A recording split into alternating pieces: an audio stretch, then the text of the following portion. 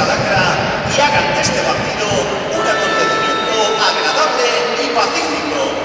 Disfruten del encuentro.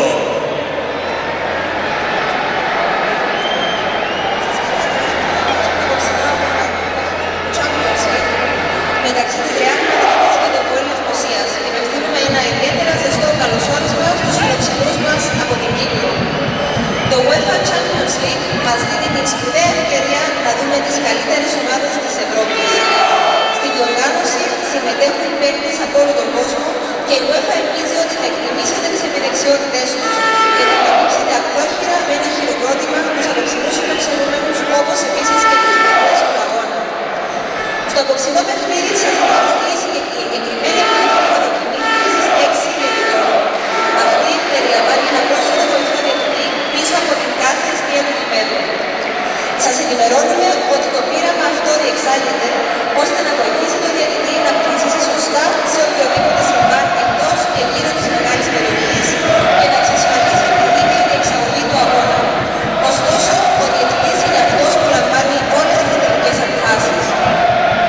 Η UEFA αντιτίθεται στεναρά σε όλες τις μορφές ρατσισμού και βίας και καλεί εσάς, τους φιλάθλους, να ενωθείτε στη μάχη κατά των διακρίσεων και να κάνετε αυτόν τον αγώνα μια ευχάριστη και ειρηνική γιορτή. Απολαύστε το παιχνίδι.